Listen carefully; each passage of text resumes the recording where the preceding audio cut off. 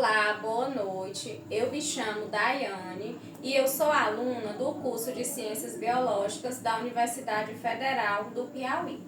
Hoje eu vou apresentar para vocês um seminário da disciplina de Anatomia e Morfologia das Fanerógamas. Esse seminário eu vou falar para vocês um pouco sobre os frutos e o seu desenvolvimento, ou seja, eu vou falar como o fruto se desenvolve, através de quê, como ele se desenvolveu.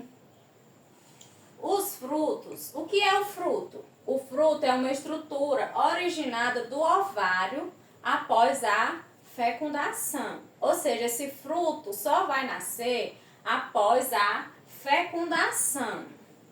Quais são as funções do fruto? As funções do fruto são proteger as sementes e auxiliar na dispersão. O fruto ele tem essa capacidade de proteger a semente, porque como a gente sabe, a semente ela já fica dentro do fruto e aquela camada que fica por cima da semente serve para proteger ela. Então, por isso, essa importância do fruto para a semente.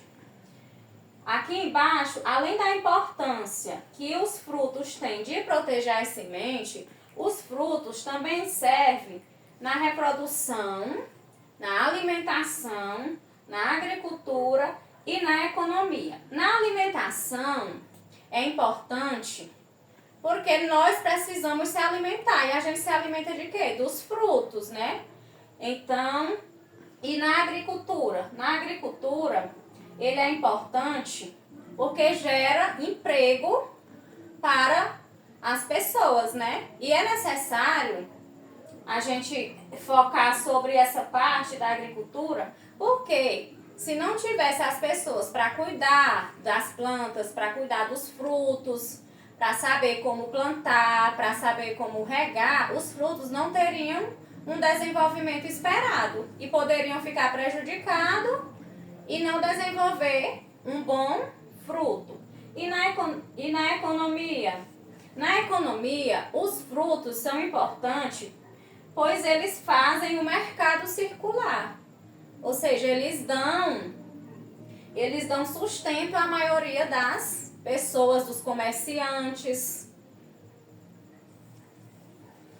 Vamos falar um pouco agora sobre a formação do fruto. O que é que acontece após essa fecundação? Como acontece essa fecundação? A fecundação acontece a partir do óvulo. Desse óvulo surge a semente, da semente o ovário e do ovário nasce o fruto. Acontece também na formação inicial algumas alterações hormonais. O que são essas alterações hormonais? São a presença de auxinas, giberelinas, citocininas, que estimulam o crescimento. Então, essas alterações hormonais, elas também são muito importantes para o crescimento do fruto. Vamos falar agora um pouco sobre as principais etapas do desenvolvimento desses frutos. Fecundação e estímulo hormonal. Como eu falei para vocês, a fecundação é importante porque o fruto nasce após a fecundação. Sem a fecundação, o fruto não seria capaz de sobreviver. E o estímulo hormonal, que eu falei para vocês que aquelas substâncias, elas são muito importantes para o crescimento adequado do fruto. Crescimento e diferenciação. O que é esse crescimento e diferenciação? É o epicarpo, o mesocarpo e o endocarpo. Nas etapas principais, temos também a maturação. O que é essa maturação? A maturação são as mudanças bioquímicas e fisiológicas que acontecem no decorrer do desenvolvimento do fruto. E por último aqui, falo sobre a dispersão das sementes. Mas eu falei para vocês que as plantas, que os frutos se desenvolvem somente após a fecundação. Mas tem algumas exceções. Tem alguns frutos que eles não precisam da semente para se desenvolver. Vamos falar um pouco sobre esses frutos, que esses frutos eles são chamados de partenocarpia, que são os frutos que se desenvolvem sem a semente. Formação de frutos sem sementes. Como ocorre essa formação? Ocorre por estímulo hormonal. Que esse estímulo hormonal vai ser substituído por a semente, que então vai dar origem ao nascimento do fruto. Quais são alguns exemplos de frutos que nascem sem sementes?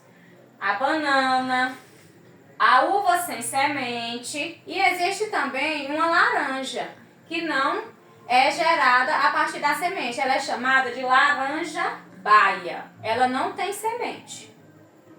E essas frutas que são geradas sem semente, elas também têm grande importância comercial e agrícola, porque também geram fonte de renda para os comerciantes e diversos benefícios para a saúde de quem vai consumir esses frutos. Vamos falar agora sobre a classificação desses frutos que são gerados sem sementes. Eles são carnosos, secos, deiscentes e indeiscentes, simples, agregados e múltiplos. Os carnosos eles têm o mesocarpo desenvolvido, ou seja, ele tem mais carne do que água. E algum exemplo desses frutos é a manga e o tomate, porque como vocês conhecem, a manga e o tomate, eles têm muita carne, eles são muito carnudos.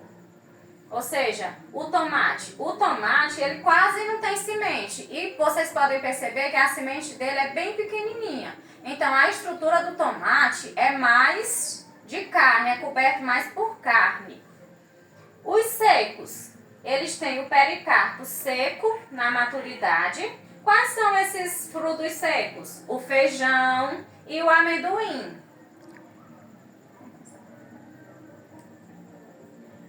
Alguns exemplos dos frutos: banana, partenocárpico. A banana ela não tem semente.